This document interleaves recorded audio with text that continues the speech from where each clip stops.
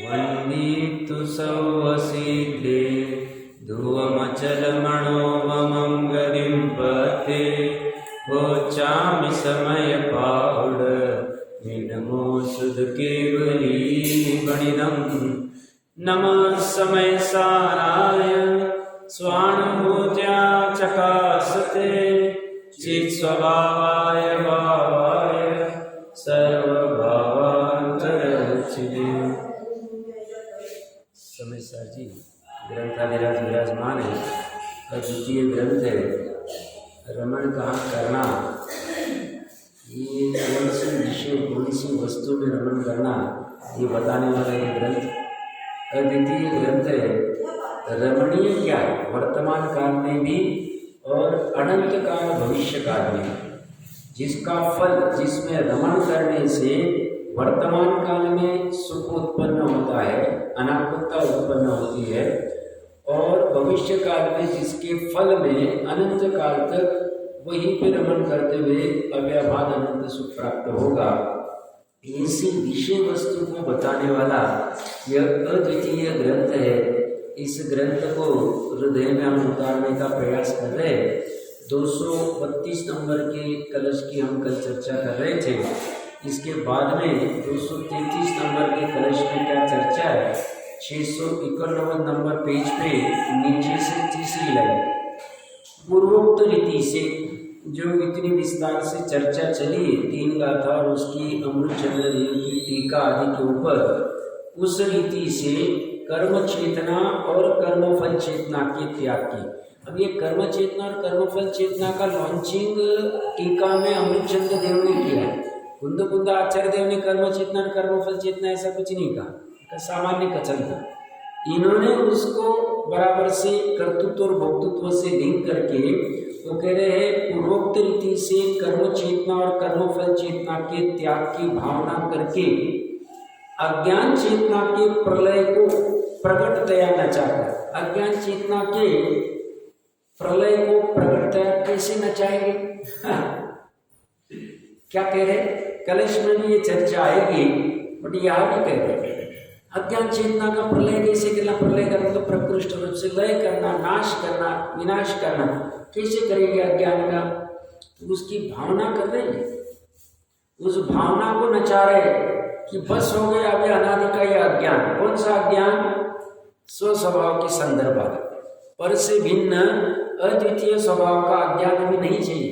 अभी अज्ञान नाश को प्राप्त हो जाए और कुछ भी करके मैं मेरी ज्ञान चेतना में, मेरी ज्ञान परिणति में, मेरी ज्ञान पर्याय में ये जो अनादिदिन ध्रुव है, जिसके ज्ञान न होने की वजह से, जिसके संदर्भ के अज्ञान की वजह से मैं इतना अनेक अनेक भाव, अनेक अनेक योनियां, अनेक अनेक दुर्गति गतियों को प्राप्त हुआ हूँ।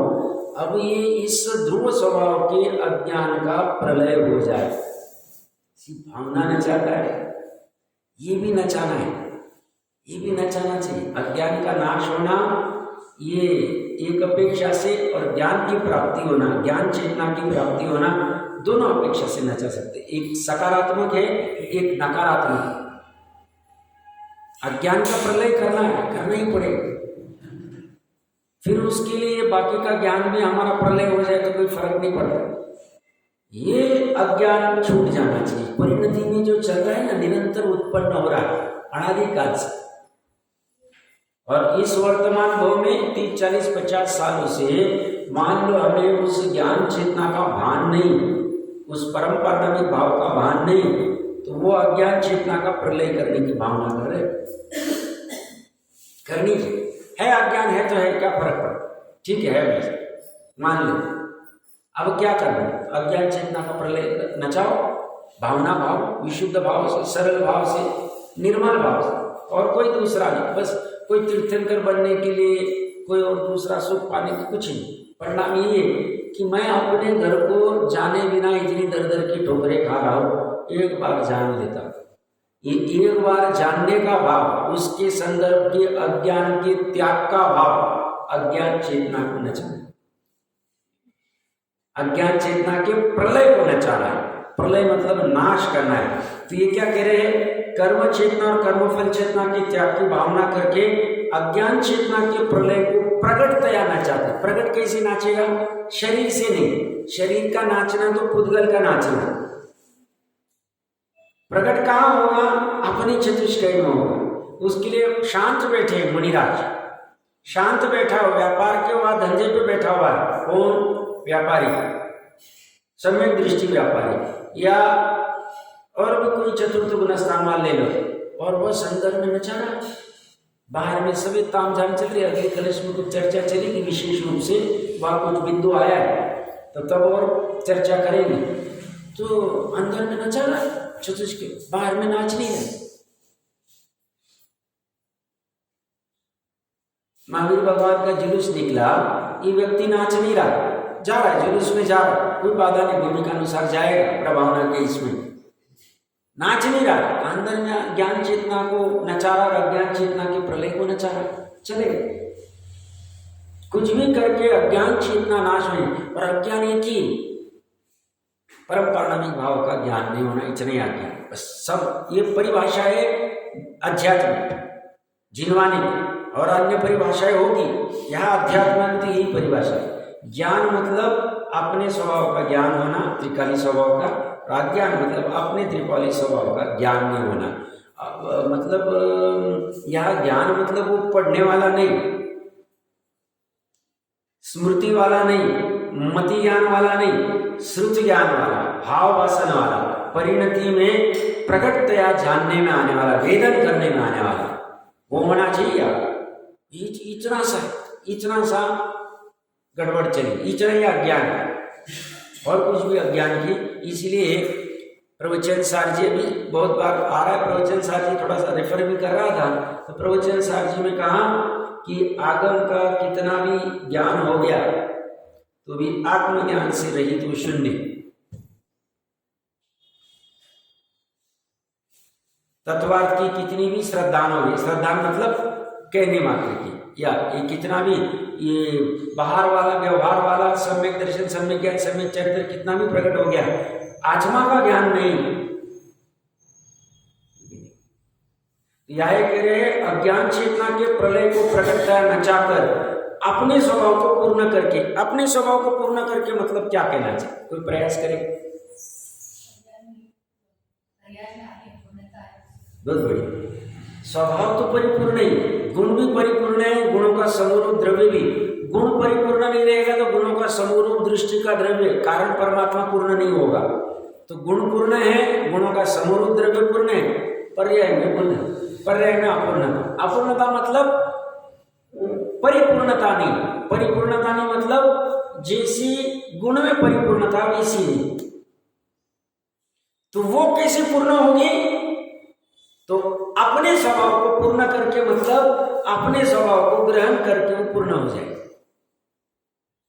वो पूर्ण कैसे होती जाएगी, चतुर्थ गुण स्थान में प्रकट होगी, आगे आगे और स्थिरता बढ़ती जाएगी, और वो पांचवा, छठवा, सातवां इसी लिंग से होना कोई जरूरी नहीं है, और फिर श्रेणी आदि चढ़ के केवल ज्ञान तक पूर्ण चलता है।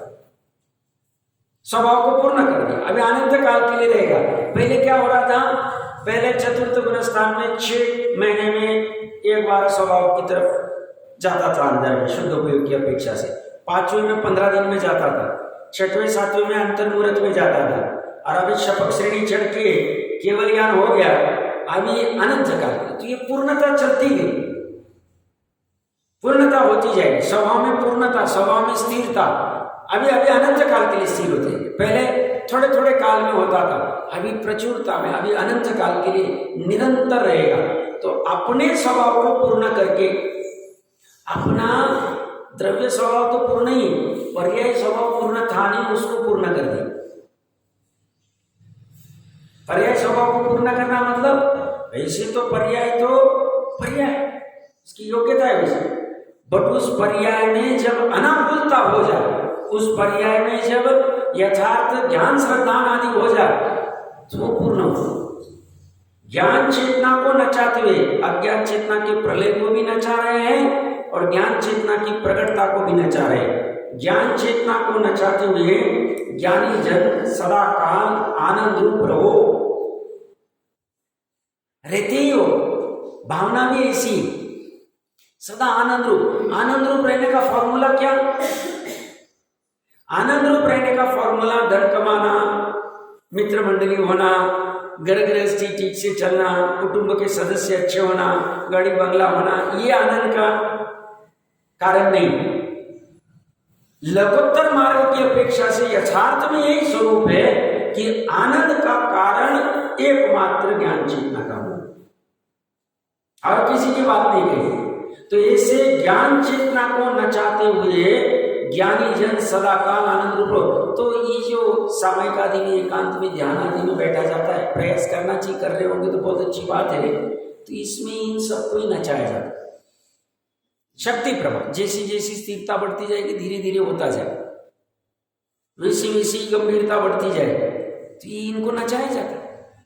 चिंतन में क्या करते होंगे? चिंतन 1 कोटि पूर्व तक मणिराज का मैंने 2-3 दिन पहले भी कहा था, करते क्या?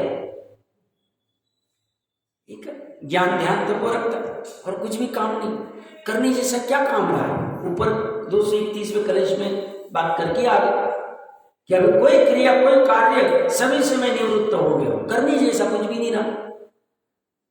सब डर लगता है बहुत, ये सब सब सब छूट जाएगा तो हमारा कैसे होगा? अरे भैया, स्वभाव को देखिएगा, निष्कर्म है और पर्याय ऐसे निष्कर्म स्वभाव को देखेगी, वो भी निष्कर्म हो जाए। निष्कर्म मतलब निष्क्रिया, कुछ जरूरत ही नहीं, कोई आवश्यकता नहीं। हमें अपने आप में जब निष्कर्म स्वभाव का स्वसंवेदन हो जाएगा निश्चय से, तो हमें अपने आप के ऊपर लज्जा आएगी। कहाँ अटके हुए थे, कहाँ फंसी हुई थी, कौन सी दलदल, कौन सी कीचड़ में घसे हुए, किसमें हम अपना माथा खराब कर रहे थे? हम थे कौन और हो क्या गए थे? कौन है कौन? सिद्ध समय। हो क्या रहा था? बिना काम, कुछ जरूरत नहीं। हमें हंसी आएगा अपने स्वभाव को, अपनी परिणति के ऊपर, तो ये ज्ञान चेतना को नचाते हुए ज्ञानी जन सदा काल हमेशा के लिए आनंद रूप रहो, इस उपदेश का दर्शक काव्य कहते।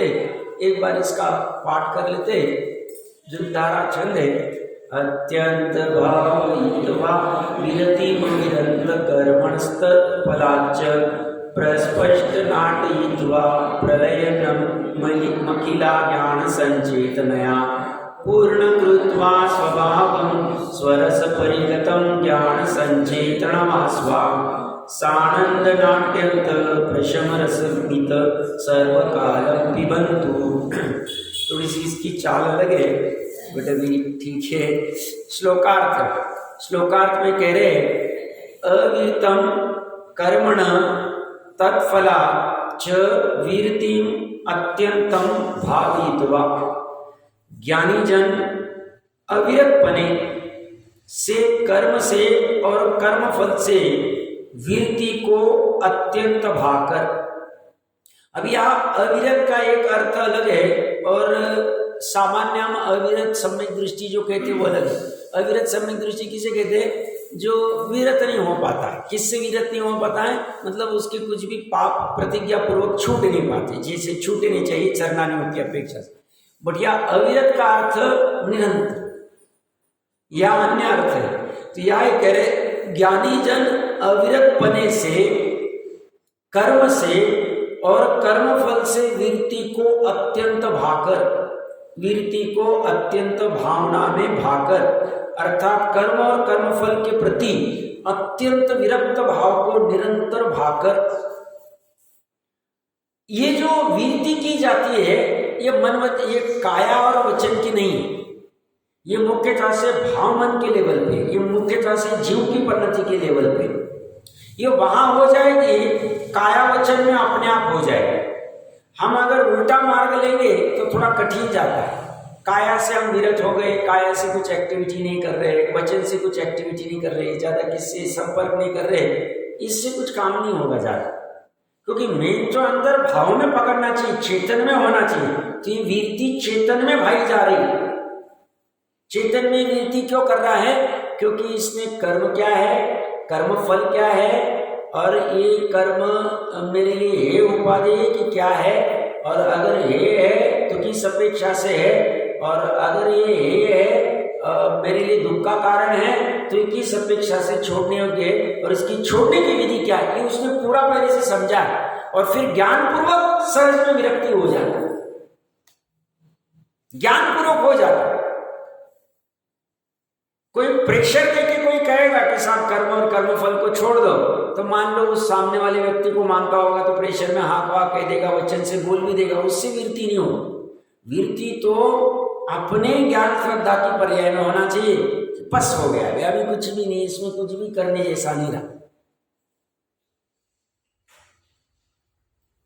तो यहाँ ये कह रहे कर्म से और कर्मफल से वीरती को अत्यंत भाकर, अर्थात कर्म और कर्मफल के प्रति अत्यंत विरक्त भाव को निरंतर भाकर, निरंतर रात दिन जहां बैठे वहां पे नहा रहे, नाचे नाचे में भाषा, कोई फर्क नहीं पड़ता।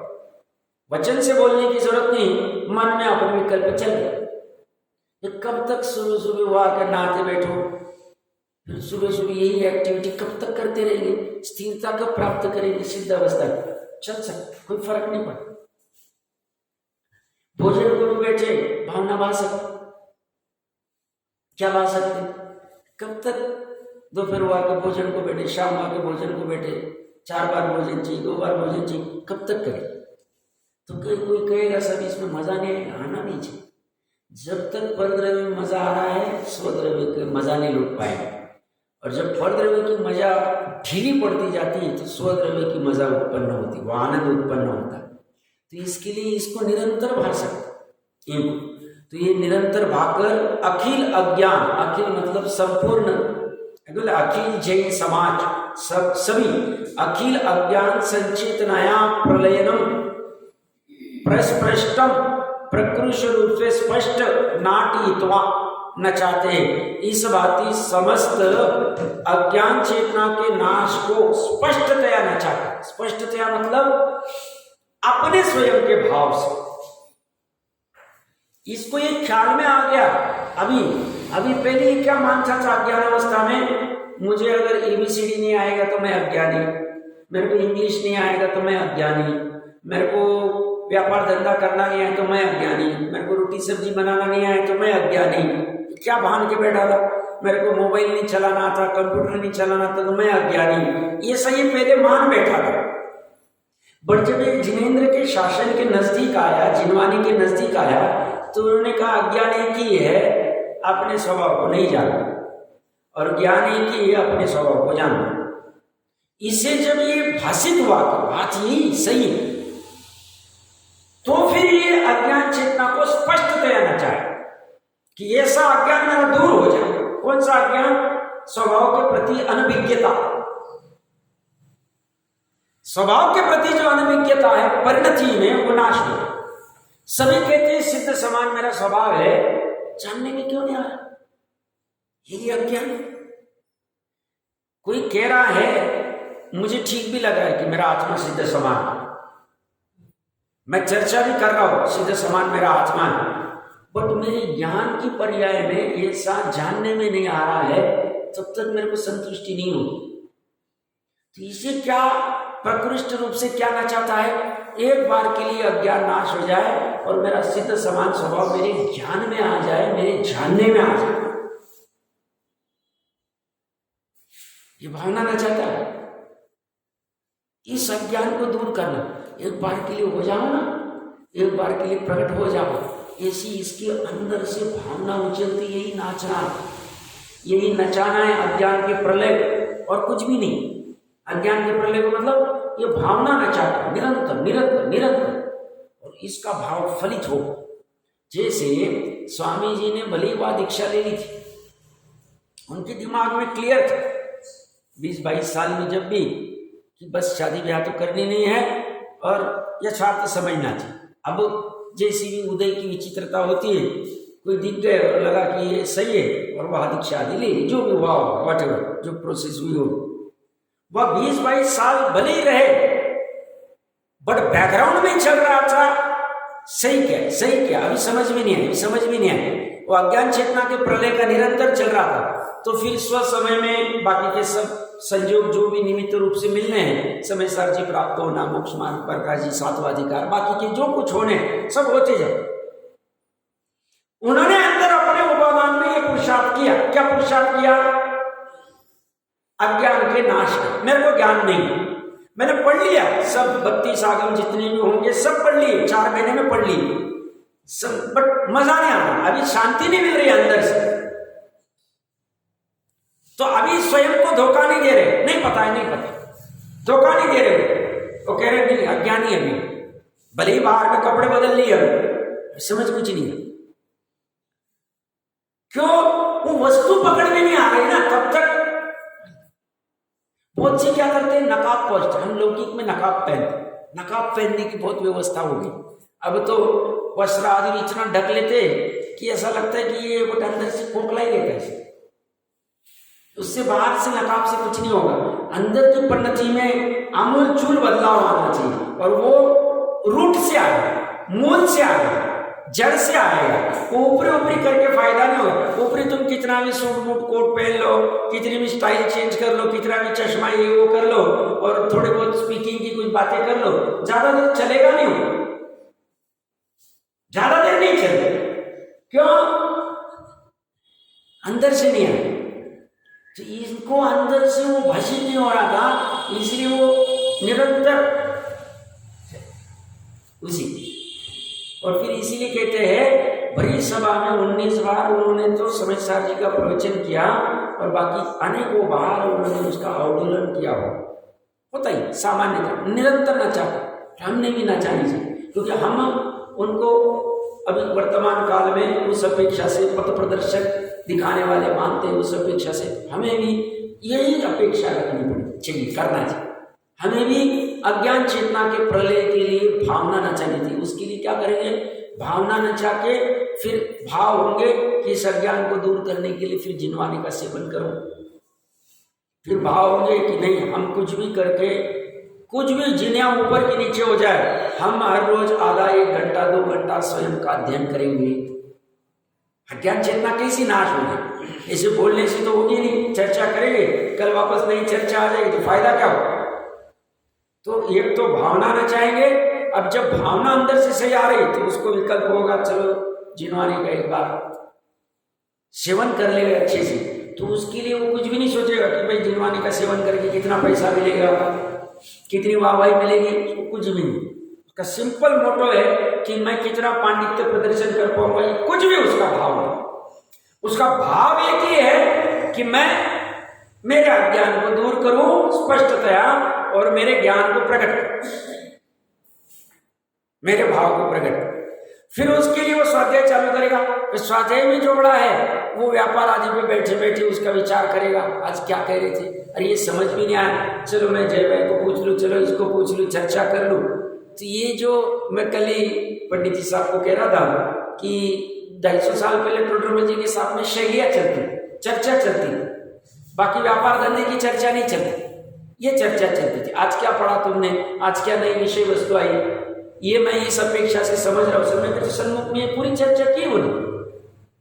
अज्ञान को नाश कैसे करना, नचाना मतलब क्या करना, ये प्रश्न तो खड़ा होना ही चाहिए। तो वहां पे शैलियाँ चलती थी, ये चर्चा चलती थी। समय के सन्मुख में लिखा, वो साधन में आदि से चर्चा करता है, विशेष ज्ञानी से चर्चा करता है, मैं ऐसा मान रहा हूँ, आपका क्या है कहना है, किस अपेक्षा से क्या है, ये सब चलना चाहिए। ये प्रोसेस तो फॉलो ही करनी पड़ेगी। जैसे लौकिक में कहीं पे भी कोई स्कूल में, कॉलेज में, बड़े इसमें एडमिशन लेना है तो उनकी प्रोसेस फॉलो करनी पड़ेगी। कोई नीट का एग्जाम देगा नहीं और कहेगा मुझे MBBS को ले लो, चलेगा? और फिर भी कितने फ्रॉड हो रहे, फिर भी हमें उसी की धुन लगी। भोपाल आदि में लाखों करोड़ों के कितना बड़ा कांड होकर चले पंचम काल, हमें उसे रोकने नहीं जाना, बट हमें उस भ्रम में नहीं रहना है कि इससे हमारा कल्याण हो। हमारा कल्याण ये कह रहे इसी से हो। यह अज्ञान कुछ भी करके हम दूर करें, कुछ भी करके मरण आया तो चलेगा, 6 माह के लिए, अंतर्मुहूर्त के लिए, बार बार कह रहे।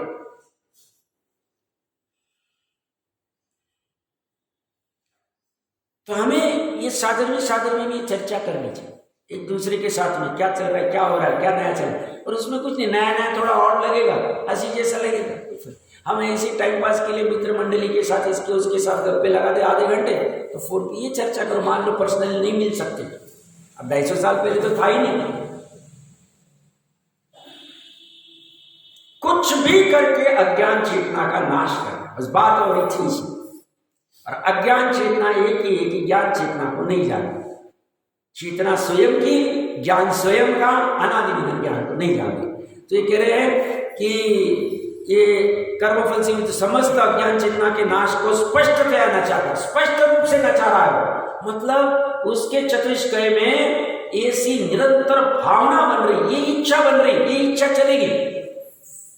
पकवान खाने की इच्छा से, 1.5 लाख रुपए का मोबाइल लेने की इच्छा से, अज्ञान को नाश करने की इच्छा को जो नचा रहा है, ऊपर नीचे ये चले, ये नचाना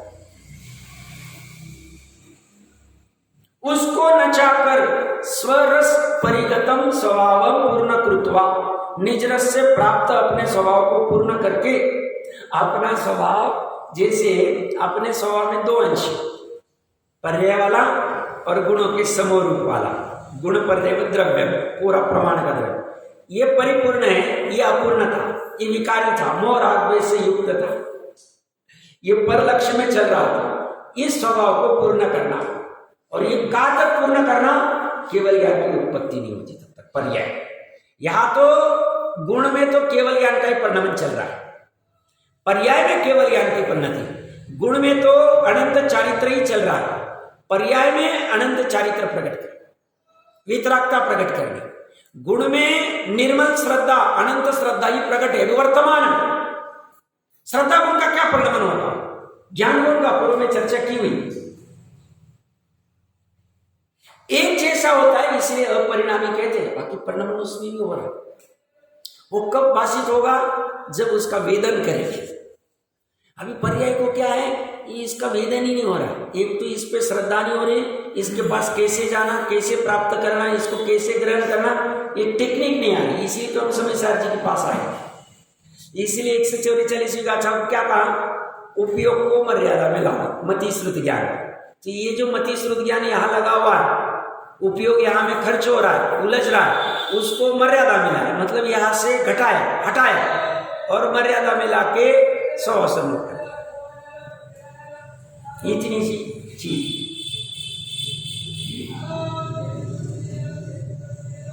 जो क्या कह रहे, निज रस से प्राप्त अपने स्वभाव को पूर्ण करके। ये जो स्वभाव को पूर्ण करने के लिए वो जो शक्ति सामर्थ्य कहां से होती, निज रस से होती, अपने रस से, बाहर से कोई रस लेना नहीं। निज रस से प्राप्त अपने स्वभाव को पूर्ण करके स्वाम ज्ञान संचेतना सानंद नाट्यंतम इत सर्वकालम प्रशम रसम पिबंतु। अपने ज्ञान चेतना को आनंद पूर्वक नचाते हुए, कोई बोझा नहीं। सब माता पिता ने कहा इसलिए आना पड़ता है मंदिर में, उन्होंने कहा चलो ना भाई प्रवचन अच्छा चल रहा है, चलो आना है इसलिए आना पड़ता है। ऐसा बोझा लेके, दुखी होके, संक्लेशित होके, ऐसा नहीं, आनंदित हो, उत्कृष्ट आनंद, अपना काम होने वाला। जैसे आनंद अपने को होता है ना, अब प्लॉट खरीद लिया और अभी बंगला अपना घर का घर बन जाएगा, तो आनंद अलग होता है। इच्छा होती गृहस्थ अवस्था में, तभी तो उसे गृहस्थ कहते हैं कि अपना एक ग्रह होना चाहिए। उसे आनंद होता है, कुछ पर्टिकुलर कार्य होता है, जो भी उसका, लड़के की शादी, लड़की, जो भी कुछ कार्य होगा उसकी, बड़ी बड़ी भूमिका की बात कर रहा हूं, फिर छोटे तो चलते हैं। तो ये कह रहे उससे अनंत गुना आनंद यहां होना चाहिए। ये कोई प्रेशर का काम नहीं, ये तो लॉजिक का काम है, तर्क का काम है, ये तो स्वानुभव का काम है, सुखी होने का काम है। ये तो हमने कॉम्प्लिकेटेड बना के रखा है। कॉम्प्लिकेटेड है नहीं धर्म, सही मायने में धर्म कॉम्प्लिकेटेड, नीचे वाला धर्म कॉम्प्लिकेटेड नहीं है। ये तो मजबूरी में व्यवहार वाला धर्म इतना खड़ा किया और इतना कॉम्प्लिकेटेड लगता है। सब इसकी ऐसी विधि है, एक पंचकल्याण करना है तो सब इतना इतना इतना इतना करना पड़ेगा। एक मंदिर जी बनाना है, इतनी 50 चीजें करनी पड़ेगी। मतलब कहाँ से मूर्ति के लिए पत्थर लाना, कैसे लाना, क्या करना, कारीगर क्या करना, मंदिर की कैसी रचना, उनका सनन आदि कैसे, आकार प्रकार नाप क्या होगा, ये कितने 50 चक्कर है। वो बड़ी उलझन है। इसी लगता है कि धर्म बहुत कठिन है। धर्म कठिन नहीं, निश्चय कर्म तो बहुत सरल है, साधिता वाला, बट भी निचले गुण में हमें समझ में नहीं आता है, तो उसको यहाँ जमा करने के लिए ये व्यवहार वाला धर्म फिर उसको दिखाते हैं। अभी इसमें कोई डर जाएगा और भाग जाएगा तो ठीक नहीं। अभी किसी अन्य मची ने कहा जैन धर्म इतना फल फूल क्यों नहीं पा रहा है, पंचम काल में तो ज्ञानी ने जैसे देखा वैसे ही होगा, तो बोलते बड़ा कठिन है, कठिन लगता, रात्रि भोजन त्याग करना कठिन लगता, और सब ऑलोपैथ छोड़ना कठिन लगता है, सब ये हर रोज देव पूजा गुरुपास्ती करनी कठिन लगता है, ये सब बाजार चीजें छोड़ना ये करना कठिन लगता है, न्याय नीति से व्यापार धंधा करना कठिन लगता है, सब दुनिया क्या कर रही है, सब कहा पहुंच लो, हम क्या कर रहे हैं, कठिन लगता है। ये कह रहे भैया ये जब तू देखेगा आनंद वाली चीज को तो तुझे बाकी के सब सरल लगेगा, कुछ नहीं हो जाएगा।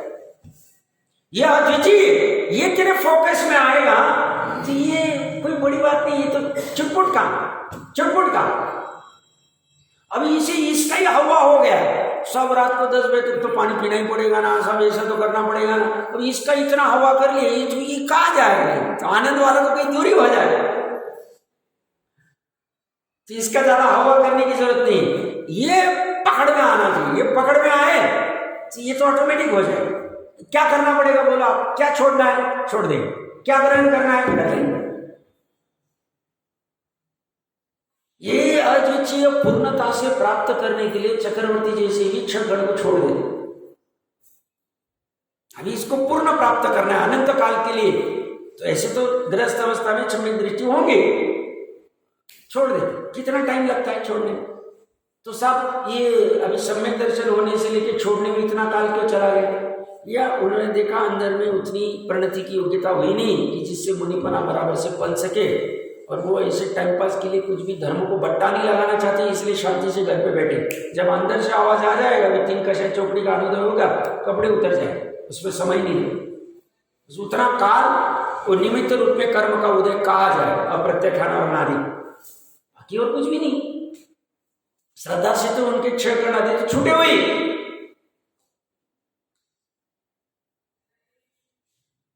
वो कृष्ण की हालत देखनी चाहिए। नारायण की तो क्या योग्यता ऐसी होती है कि वो तो नरक में ही जाता है, और उसको तो भाग, नरकवाली जी को तो भाग ही नहीं आएगा दीक्षा आदि लेने में, उसकी सम्यक दृष्टि होकर कैसी हालत रहती हो, बड़ा अंदर में छटपटाट होती कि सामर्थ्य तो है दीक्षा आदि लेने की, भाव ही नहीं हो रही अंदर, तो सब सामर्थ्य और भाव नहीं, मतलब अभी वैसे शरण आदि सब प्रॉपर है, कर सकते हैं, छटपटाट देखो, सम्यक दर्शन सब समझ रहा है, ये सब करने योग्य नहीं, बट परिणति की ऐसी विचित्रता है, चलता जाता है। तो यहाँ पे कह रहे हैं कि निज रस से प्राप्त अपने स्वभाव को पूर्ण करके अपनी ज्ञान चेतना को आनंद पूर्वक नचाते हुए, मां आनंद से नचाना चाहिए ज्ञान चेतना को, अपने त्रिकालिक स्वभाव को कहाँ नचाएंगे, पर्याय में। वो किसी जीव को रहता है ना, बहुत कुछ नाचना कूदना रहता है, तो शराब आदि पी लेते, या शराब पीने की जरूरत नहीं, या बिना शराब भी नचा सकते ज्ञान से। बाहर में रहता है वो ड्रग्स वग्स खाते और नाचते रहते, प्रकरण बाहर बहुत बेकार चल रहे, या कुछ भी जरूरत नहीं। यहाँ नाचने के लिए ज्ञान चेतना को आनंद पूर्वक नचाने के लिए कुछ भी आवश्यक है, कोई प्रॉब्लम नहीं। तो यहाँ ज्ञान चेतना को आनंद पूर्वक नचाते हुए अब से वर्तमान काल से सदा काल प्रशम रस को पियो,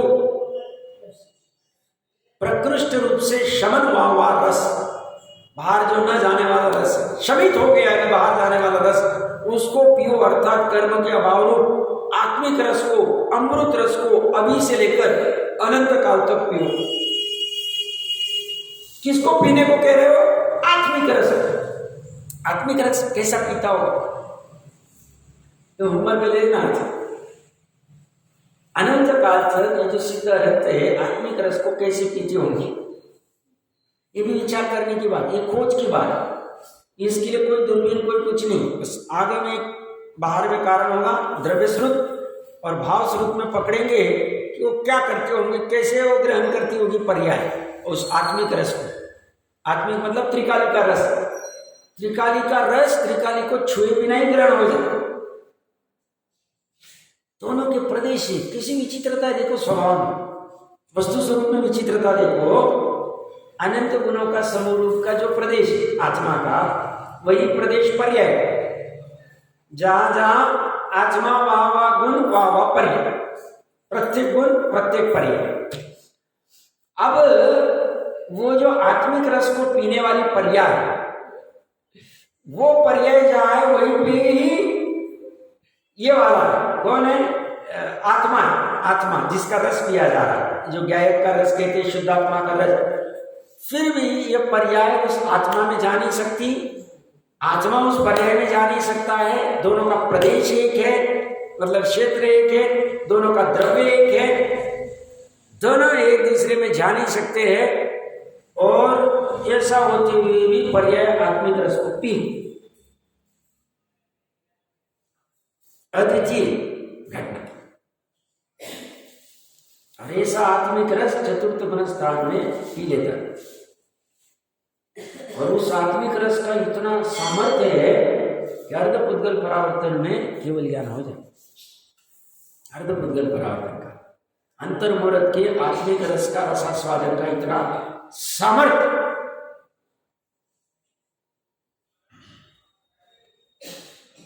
आत्मिक रस पीना चाहिए तो पर्याय जाती नहीं वहां आत्मिक रस को पीने की। अमृत रस को अमृत का है, कभी मरेगा नहीं, वो पर्याय मरती नहीं। ऐसे स्वरूप की अपेक्षा से कहा जाएगा पर्याय का स्वरूप उत्पन्न और मरना, मरना मतलब नाश होना, व्यय होना।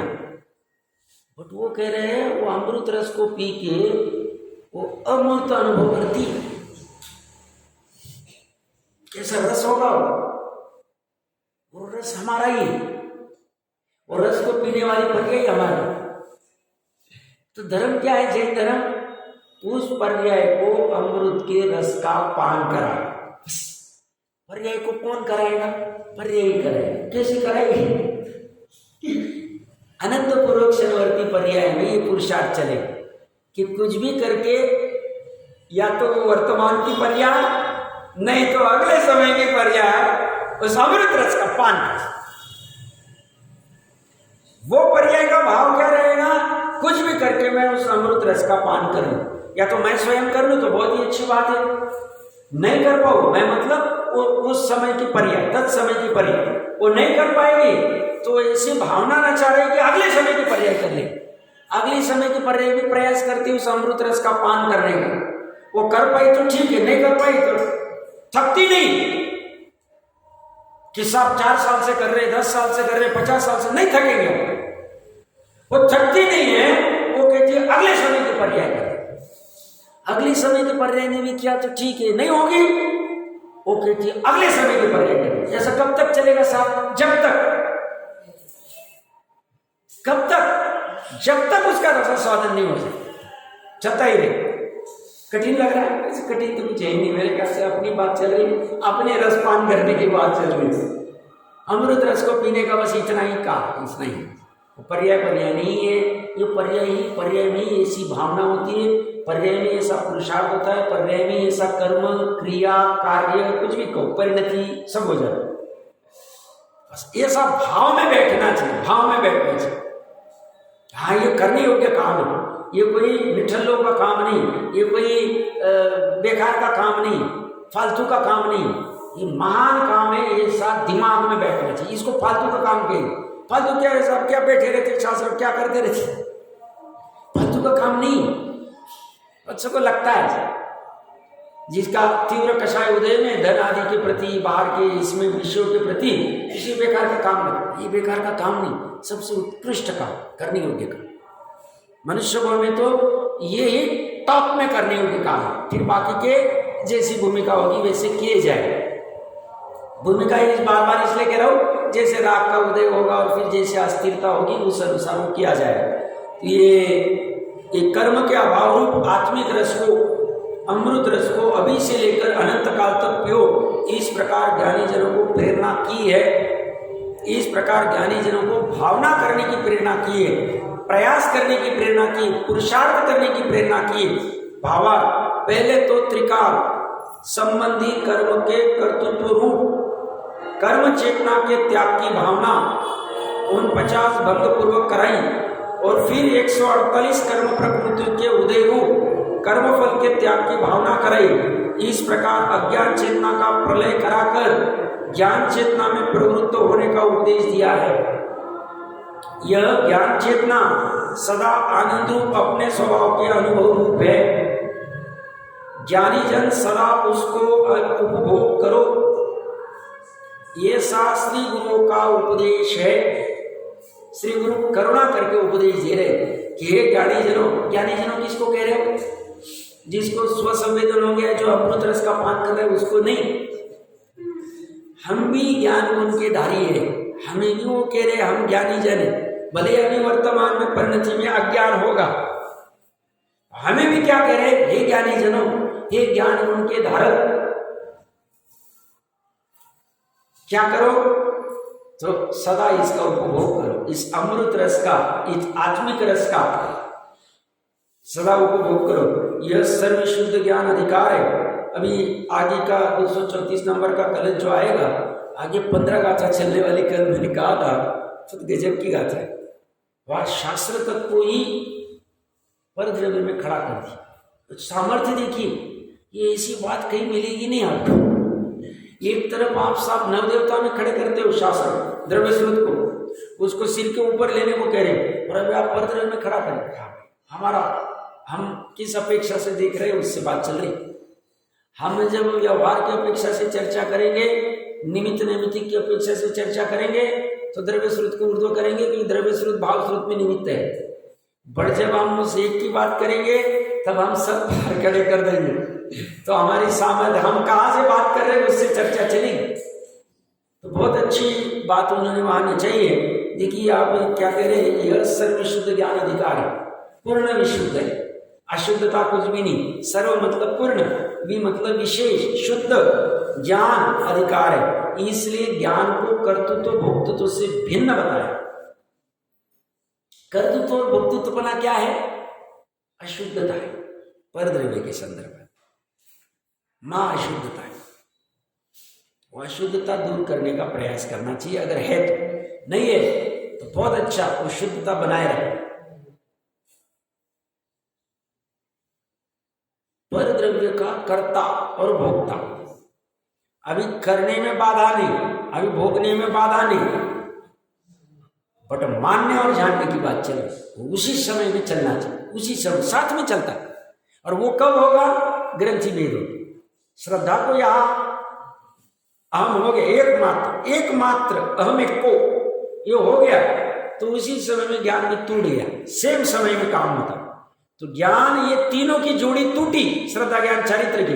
तो अभी चारित्र भले ही अभी बाहर में कार्य कर रहा है, मतलब भाव भी हो रहे हैं, निमित्त नैमित्तिक रूप में शरीर आदि की वैसी क्रिया भी हो रही है बाहर में, और ये सब चलते हुए भी ये यहाँ पे ये ज्ञाता दृष्टि कर्ता भोक्ता बने जुड़ गए। तो ये कर्तृत्व भोक्तृत्व से भिन्न बताया। अब आगे की गाथाओं में अन्य द्रव्य और अन्य द्रव्यों के भावों से ज्ञान को भिन्न बताते। ज्ञान कहो, आत्मा कहो, एक ही बात। वो किससे भिन्न है? अन्य द्रव्य भी और अन्य द्रव्य के भाव से। अन्य द्रव्य से भिन्न है तो अन्य द्रव्य के भाव से भिन्न रहेगा ही। पहले उन गाथाओं का सूचक काव्य कहते, उन्होंने काव्य कहा है 234 नंबर का, एक बार पाठ करते। इत पदार्थ प्रथनावगुंठ नाद वीणा कृतेरेक कमणाकुलं ज्वलत समस्त वस्तु व्यतिरेक निश्चयाद विवेचितम ज्ञानमयावतिष्ठते। इसका पाठ करते, इसमें बहुत अच्छी बात आई है, वो मैं बताऊंगा, उसके ऊपर विचार करके आना, कल प्रयास करना कुछ बताने का कि क्या कहना चाह रहे हैं। श्लोकार्थ इत यह, यहां से अब इस सर्वशुद्ध ज्ञान अधिकार में आगे की गाथाओं में कहते, मतलब अभी थोड़ा टर्निंग आ रहा है, कुछ अलग कहेंगे। क्या कहेंगे? समस्त वस्तु व्यतिरेक निश्चयाद विवेचितम ज्ञानम, समस्त वस्तुओं के भिन्नत्व के निश्चय द्वारा पृथक किया गया ज्ञान। ज्ञान को क्या किया? समस्त वस्तुओं से भिन्न करा दिया, जितने भी पर वस्तुएं थे उनसे भिन्न करा दिया। ज्ञान एक तरफ खड़ा हो गया, 3 काल 3 लोग एक तरफ खड़ा हो, मतलब एक तरफ ज्ञान, एक तरफ शरीर, एक तरफ मकान, एक तरफ कुटुंब के सदस्य, पुत्र आदि, मित्र आदि, धन आदि, व्यापार आदि, गाड़ी आदि एक तरफ खड़े हो। मैं ये विशेष कह रहा हूं, बाकी तो 3 लोग एक तरफ खड़ा हो। क्यों? समस्त वस्तु आ गई ना। समस्त वस्तुओं के भिन्नत्व के निश्चय द्वारा समस्त वस्तुएं मेरे से कैसे भिन्न है, ऐसा निश्चय करके पृथक किया गया ज्ञान को उनसे पृथक कर दिया। ज्ञान पहले क्या कर रहा था? यही मैं गेय ज्ञायक संकर दोष हो रहा था, गेय मिश्रितता हो रही थी, और ज्ञान में जो गेय झलक रहा था यही मैं, ऐसा राग देश हो रहा था। तो उसको पृथक किया गया ज्ञान पदार्थ प्रथन अवगुंठनात् गुरुते बिना, पदार्थ के विस्तार के साथ गुथित होने से अनेक पदार्थों के साथ गेय ज्ञान संबंध के कारण एक जैसा दिखाई देने से उत्पन्न होने वाली अनेक प्रकार की क्रिया उनसे रहित एकम अनाकुलम ज्वलत, एक ज्ञान क्रिया मात्र अनाकुल सर्व आकुलता से रहित और दैदीप्यमान अवतिष्ठते निश्चल रहता है। इसमें विचार करनी होगी एक ही बात है, पदार्थ के विस्तार के साथ गुच्छित होने से उत्पन्न होने वाली क्रिया उनसे रहित। मतलब क्या कहना चाहिए? बहुत गंभीर अर्थ है इसमें। क्या कह रहे हो? फिर से पढ़ता हूं मैं, पता इसके ऊपर विचार कर क्या है, तो उस बहाने कुछ ना कुछ चालना मिलेगी सोचने को। पदार्थ के विस्तार के साथ गुथित होने से उत्पन्न होने वाली क्रिया उनसे रहित एक ज्ञान क्रिया मात्र अनाकुल सर्व आकुलता से रहित और दैदीप्यमान अवतिष्ठते निश्चल रहता है, चलायमान नहीं होता है, अचल रहता है। कौन? ज्ञान। किससे? समस्त वस्तुओं से भिन्न। उसने पहले निश्चय किया। निश्चय कहाँ किया? अपने ज्ञान में किया, भेद ज्ञान में किया, किस अपेक्षा से पर वस्तु भिन्न है, ऐसा निश्चय किया।